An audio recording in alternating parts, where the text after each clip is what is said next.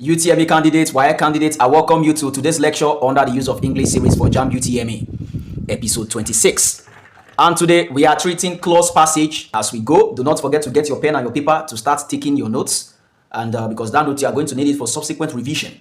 Do not forget to also tap on this place that I'm hovering my mouse around. There's an icon there. Tap on it to maximize your screen, full screen display, for you to enjoy the maximum viewers experience. And also you can as well tap on your settings here to choose one of the best screen resolution, at least 320 screen resolution. To enjoy the lecture better, choose 720p if you are watching on a smartphone. But if you are using a computer to take this lecture, choose 1080p.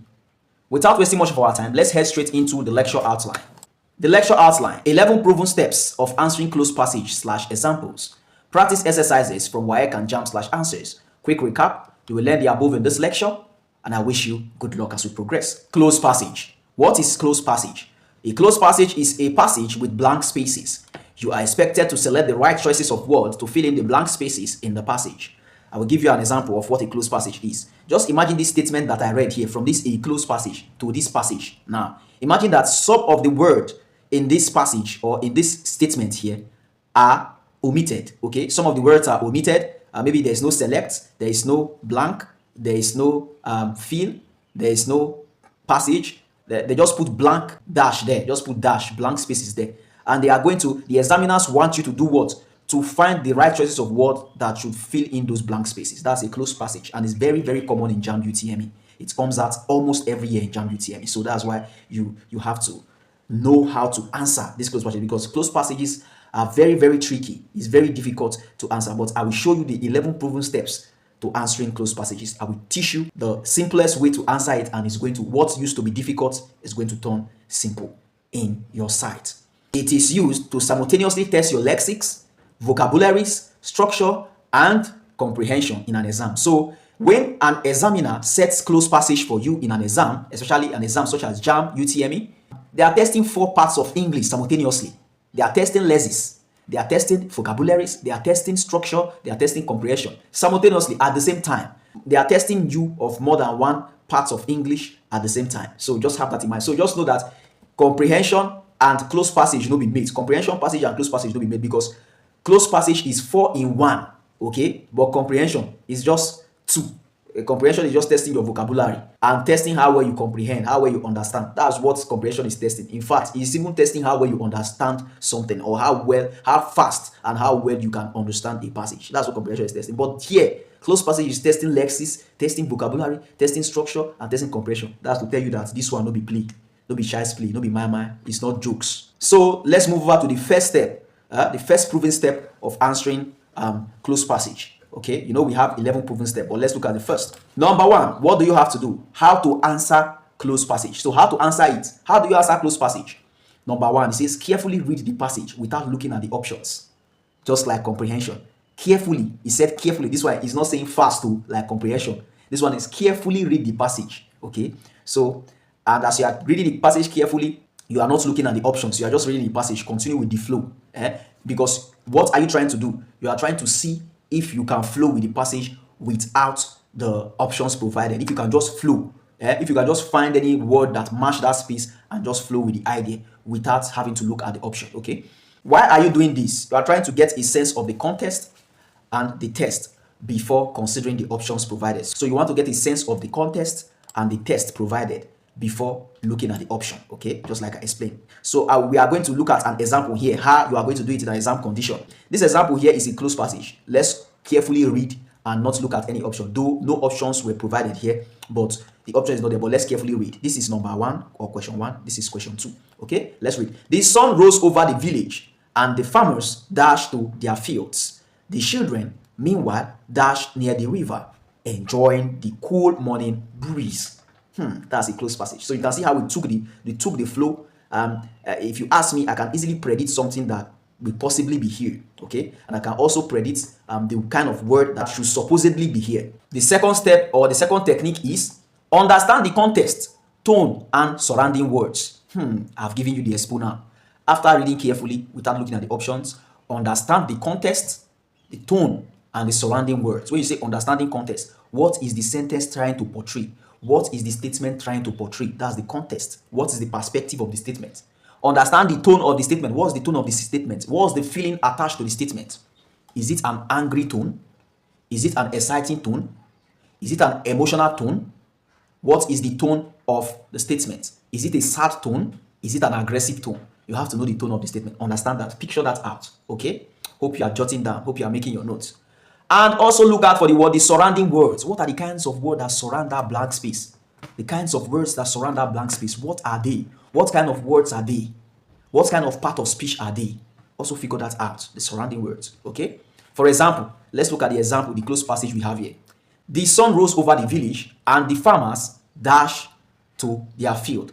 So this first sentence here is trying to, the context of this statement is that the farmers are walking to their field at the early hours of the day in the morning.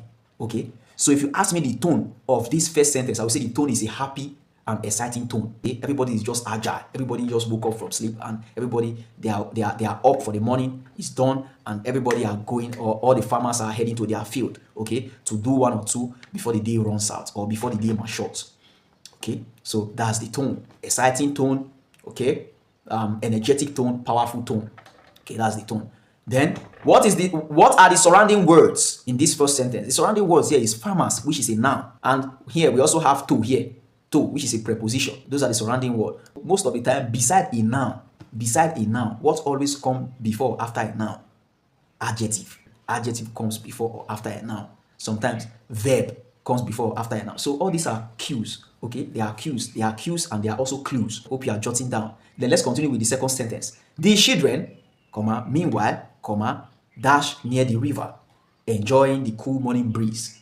If you ask me the context of this statement here, the context of this statement here is a narration of something that happened or has something occurred. That's the context. Then the tone is a calm tone. Let's call it a calm tone because they should close to the river, enjoying the cool morning breeze. Okay, near the river, enjoying the cool morning breeze. So it's a calm tone, a calm tone.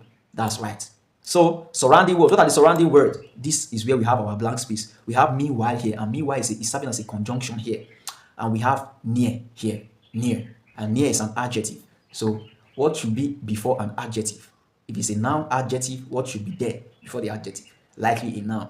And after a conjunction, what should be after a conjunction? Most of the time, after a conjunction, you have article, you have noun, depending on the context or depending on the narration or the text.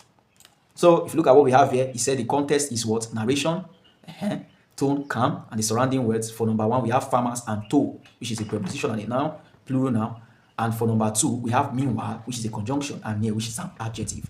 This takes us to number three, the third technique for answering close passage. So it says identify the blank parts of speech. Okay, so the blank is bold here. You can see it's bold. So that blank space, identify the part of speech that's supposed to be there. So let's now use the part of speech that is supposed to be there to predict the word that is supposed to be there. What is the part of speech that is supposed to be in that space? What is it? It said determine if the missing word should be a noun, a verb, an adjective, an adverb, and so on and so forth. So let's look at an example to determine this. We go back to the close passage. The sun rose over the village and the farmers dash. This is number one. Dash to their fields. The farmers dash to their fields. What does that tell you? Here is an action. The farmers dash to their fields. It's trying to tell us that an action occurred. Something occurred there. It was like a movement to their field. Dash to their field. So we already know that we are going to need an action word here. Likely a verb. That's what is supposed to be here now. Can you see how you are just unveiling the answer? You are just unveiling the answer for your front. Now you are just unveiling the answer easily. Something that looks so hard, especially when you are taking it in past questions and answer. If I had discovered all this, if I had learned this during my first, second UTME or third UTME, now like 370 I have scored for UTME. But my highest UTME score was 282. Then when I was taking UTME, that was my highest UTME score. Because me, I know they lie. But if I had discovered what I'm showing you now, most of you now, this is your first JAMB UTME. You never even take WAEC and you are learning all these things. And I'm teaching you in the simplest way that you can get anywhere. No teacher can break this down in a more simpler form than me. That's just a fact. So we now know that it's likely supposed to be a verb that should be here. So let's move on to the next statement or the next sentence. The children, meanwhile, dash. Okay, dash. This is where we have the dash, the number two, near the river. Meanwhile, dash near the river. This one is also telling us that something happened here again. Something happened here. Dashed near the river. Something happened. It's an action word that is also supposed to be there. Supposedly, definitely an action word. So we have a clue here that is also supposed to be a verb here. Like I said before, after a conjunction, most of the time you always have a noun or an article or a verb follows, okay, before an adjective, like this near we have here. Before an adjective, depends, is it a noun, adjective, what kind of adjective is it? You have parts of speech like noun before an adjective or verb before an adjective. So either noun or verb most of the time before an adjective. So we already know that something occurred here, okay, dash near the river. So it's supposed to be a verb, it's supposed to be here. But we have not concluded yet. We are still under we are still predicting yet. We have not confirmed. We also have other steps we have to follow to confirm it, because we make no mistakes in our JAMB UTME. That's why I'm having students that are scoring 280, 280, 270 something like water. You will see my student will score 80 something for English, 70 something, 80 something. Throughout all my days of taking JAMB UTME, I took JAMB UTME 7 times. Throughout all my years of taking JAMB UTME, I never saw any UTME candidate that scored above 65 in English. I don't think I've seen up to 70. Any UTME candidate that scored up to 70 in English, I've not really come across any of them. Even though there are, it should be very few, very few, because English is to see a tutor that knows how to teach English in a simpler form that students relate to and students can easily understand and fall in love with the teacher is very difficult. And I'm so grateful that my students love me because of what I do for them, the value I portray to them, what I impact in their lives. That's it. That's the job of teaching. So we know that in a verb supposed to here, and when you look at the statement here, number 1 is likely to be a verb.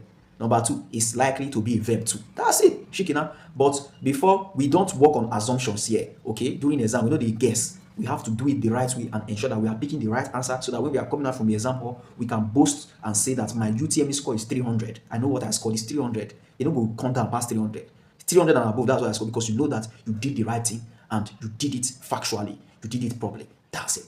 Do not forget to take my lectures on noun, verb, adjective, conjunction, and adverb, because they all go hand in hand. If you don't understand this thing, how are you going to identify if you are supposed to use an adverb there and all those kind of things? If it's supposed to be a noun there, it's supposed to be a verb. How are you going to identify these parts of speech? It's not possible now. So you have to go from 1 to 2. You don't jump from 1 to 3. 1 to 2, then 3. Just like that, for you to understand it perfectly and apply it in your JAMB UTME 2026 and beyond. The 4th technique reads, look for context clues.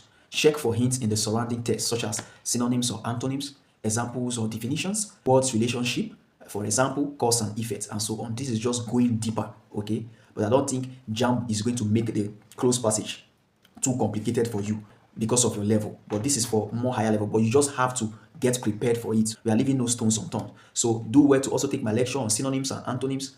Tap on the link in the description and it takes you straight to the series and you take all the lectures there. So let's see an example pertaining to this 4th technique. Example, the close passage read, the sun rose over the village and the farmers dash. This is number 1. Dash to the field. Okay, so we are looking for context clues. We are looking for antonyms, synonyms, definition, and so on and so forth. We are looking for clues. So like I said before, this statement is trying to tell us that the farmer is moving to somewhere. That's already a cue. It's telling us that they are moving, an action is taking place. There is an occurrence there. So that tells us that it's a verb. That's it. So that's a context clue. So number 2, we continue with this other statement here. It reads, the children, meanwhile, dashed near the river, enjoying the cool breeze. That's it. Then let's look at the context clue we were able to figure out here. The context clues we were able to figure out here are telling us where the farmers headed. Telling us they move to somewhere, they go somewhere. That's the clue. It's giving us that clue. Then 2, telling us the happenings around simultaneously. So it's telling us that the farmers are moving towards somewhere, and it's also telling us what is happening simultaneously as they move to that destination. That's it. Clues. Look for clues. Be smart. Be observant. Number 5, the 5th technique or the 5th step, it reads, consider words, meanings, and connotations. Think about the words, literal meanings, and emotional or cultural association. So consider words meaning. You know that some word might have different meaning here. Okay, you can have a different meaning here in Lagos, and in Abuja it's having another meaning. So you can have a different meaning here in Nigeria, and in Ghana it's having another meaning. So you have to understand the literal meaning of word, emotional meaning of the word, or the cultural association of these words. You really have to understand those things. Just have an idea of them. You have to also understand connotations. Words that are put together, they are always close to each other. Okay, when you see this one, you see the other one. Connotation, they are noted. Both of them are noted closely. When you say this one, it's likely that you are going to use the other word. Note something very important. Ensure that the word you pick aligns with the context of the passage or the questions. Ensure that the word you pick aligns with this clue, this context, the flow of the grammar of that passage. That's what you have to note. Number 6, the sixth technique or the sixth step, it says eliminate obviously incorrect options. So there are options that are incorrect. Obviously, they are incorrect. For example, you are having the prediction already, the probability. There's a possibility that what is supposed to be in a blank space is supposed to be, let's say, a verb, and you are seeing nouns among the options. Those ones are automatically wrong, or they are automatically ruled out. Okay, you just eliminate them, come out them, then don't join, cancel them out, and focus on the ones that you feel are closer to the answer. So focus on those ones to ensure a focal analytic when judging for the correct option. When you are battling with 4 options simultaneously, it's going to be easier when you are battling with just 2. You are trying to pick between 1 and 2, which is correct, than trying to pick between option 1 to 4 or option A to D, the correct one. That's why that's one of the importance, the benefits of eliminating in the exam hall or during an examination condition. It also helps you to manage your stress level, okay? That your stress level of looking at more options and overthinking, it doesn't build up. You are just left with 2. You pick one and you carry on. Let's look at number 7. Number 7, the 7th technique or the 7th step reads, look out for the tenses before and after the punctuation. So as you look out for tenses before and after punctuation, that also gives you a clue. That's one of the reasons why you have to take my lectures on tenses and punctuation. So if you haven't done that, go straight to the link in the description. Hit that link in the description. It takes you straight to the series and you take my lectures on tenses and punctuation. So look out for the tenses. Is it in past tense before the punctuation or before the dash? Is it in past tense? Is the sentence or in the statement? Is it in the present? Is it in the future tense? So you have to do all this. You have to apply all this to maintain the tenses, okay? Number 8, use word association. Okay, it's saying you use word association. How do you use the word association? He said think about words that commonly co-occur with the surrounding words. Like I said before, like connotations, like words that co-occur. When you use this one, before you know, you use another one, like collocations too. Okay, when you use this one, there is a need for you to use the other one. So when you use this, for example, there are higher chances of your using is. So words like that, you have to get familiar with them and take advantage of them. Let's see example next pertaining to this 8. Still our close passage we have here. The sun rose over the village and the farmers dashed to the fields. You can see, what are we looking at for here? We are looking at for words that co-occur. Farmers, when you say farmers, farmers can co-occur with many types of words, okay? Farmers, when you look at the statement we have here, farmer is a noun, okay? Nouns co-occur with verbs and pronouns. That's it. You have to understand this. Co-occur with verb and pronoun. You can see that we are almost there, confirming the right option. So, to is a preposition, okay? Preposition co-occur with verbs. Okay, that's that, shaking up. Then meanwhile, okay, meanwhile is a conjunction, and conjunction co-occurs with article. That's that. Conjunctions co-occur with article. I said that before when we were treating I think the 6th or the 5th, when we were treating the 5th technique. I said that before, that conjunctions co-occur with articles, nouns, pronouns, and so on and so forth. But these are the common ones there. So near is an adjective, and the adjective co-occur with verbs, conjunctions, and noun, and so on and so forth. So that's that. It's very easy, very, very easy. So moving on to the 9th one. The 9th rule or the 9th technique, the 9th step of answering close passage, it says choose the best fit option. This is the time to choose. So you have confirmed now with all the tests you have to carry out for you to know if this option is really the correct option. So you already know now that I've picked the correct option. You are so confident that you answered correctly. So select the word that.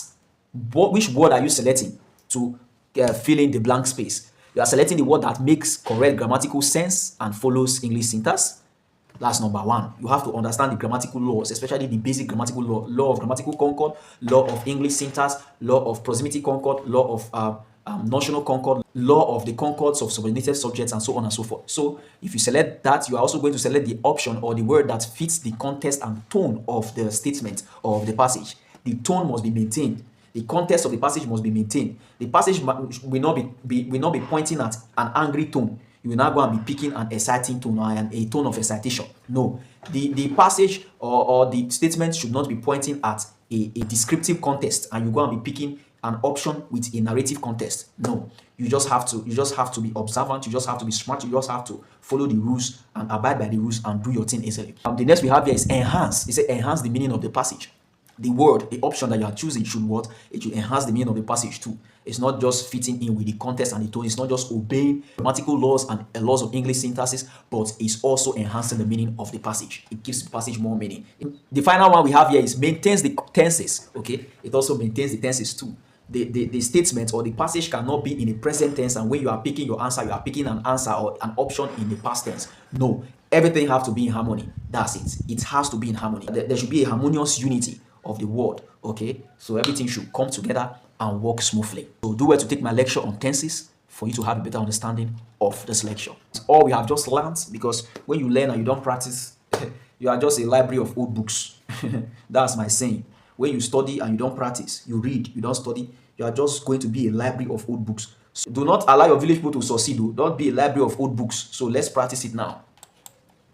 The passage we have here is the same passage. You see, the sun rose over the village. This is our close passage. The first thing we have to do, we have options here now. You can see option for number 1 and number 2. The first thing we have to do is to read carefully without looking at the options. That's the first step, okay? The sun rose over the village and the farmers dashed to their fields.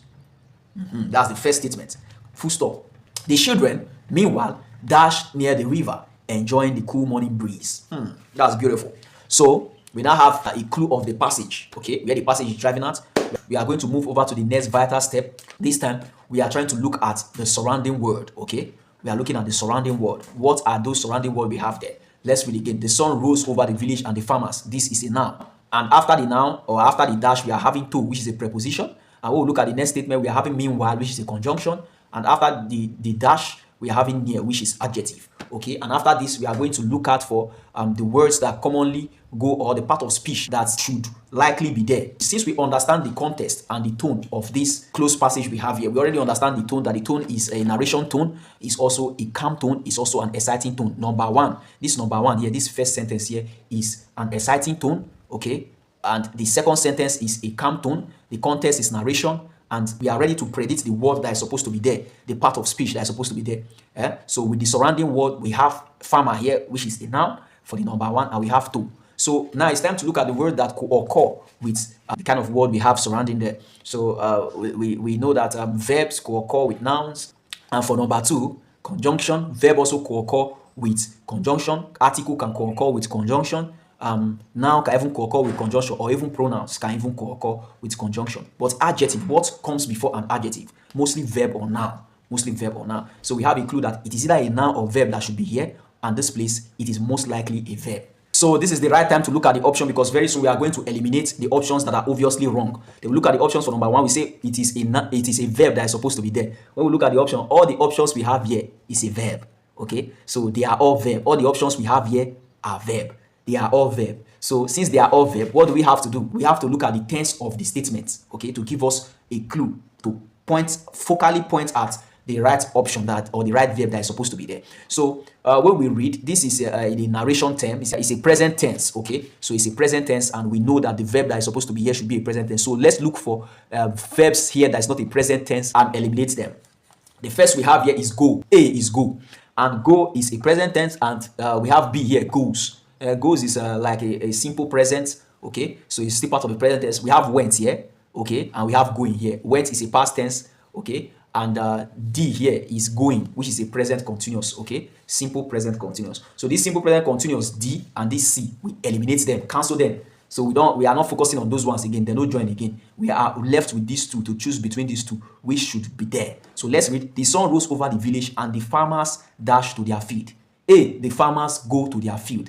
B, the farmers goes to their field. Remember the context of the passage. The context is a narration context, okay? We are narrating. And when you are narrating, you use the simple present continuous. So goes is supposed to be the perfect fit for this blank space, okay? The sun rose over the village and the farmers goes to their fields. The narration, someone is narrating, goes, okay?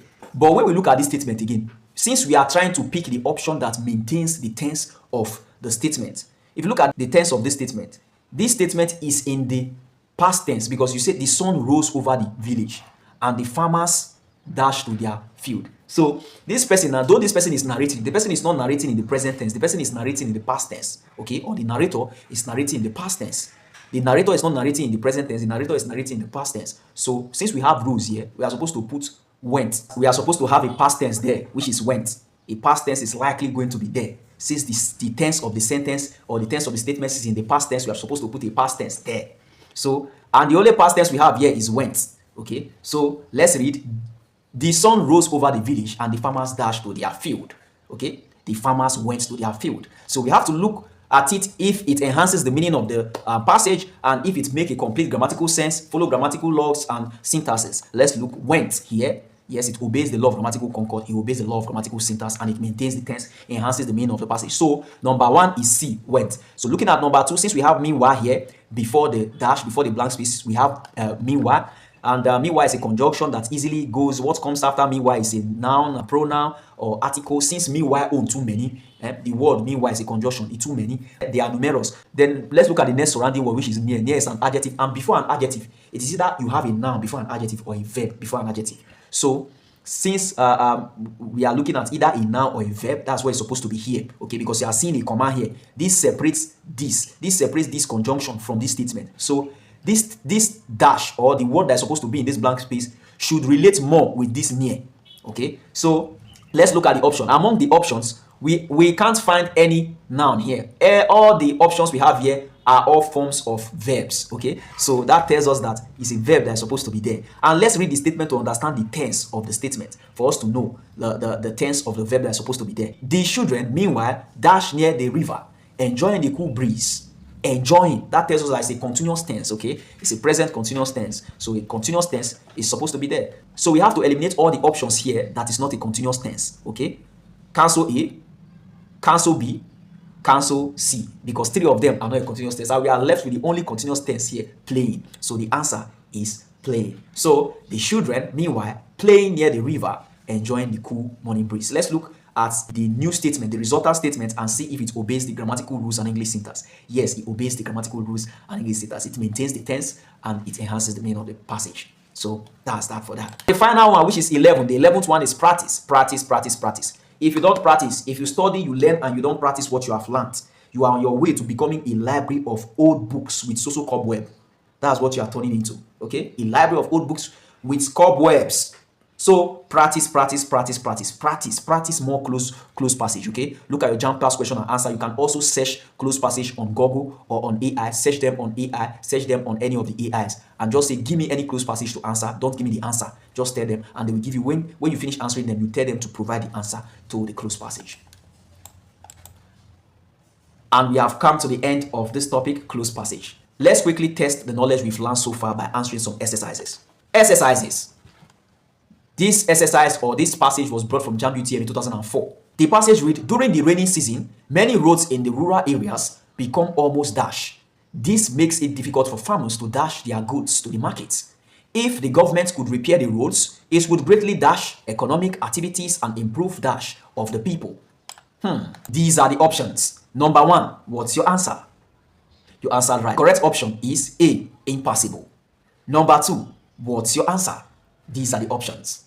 You answered right. The correct option is C, transport. Number 3, what's your answer? You answered right. The correct option is D, boost. Number 4, what's your answer? You answered right. The correct option is B, living standard. These are the answers. What did you score? A quick recap of this lecture says, close passage is used to simultaneously test your lessons, vocabularies, structure, and comprehension in an exam, all simultaneously at the same time. It is more complex than just normal traditional comprehension. That's why you have to concentrate. You have to follow the 11 proven steps. It is essential to get familiar with the 11 proven steps of answering exam questions from close passage. Practice more close passages as you prepare for your exam. Thank you so much for taking this lecture, and I hope you made notes, hope you enjoyed the lecture, hope I've added value to your life. If I've made the road for your preparation for JAMB UTME or WAEC simpler, please appreciate me in the comment section by commenting on this video and hitting that like button. Do not forget to share this video to your friends and family you know that are going to benefit from this video.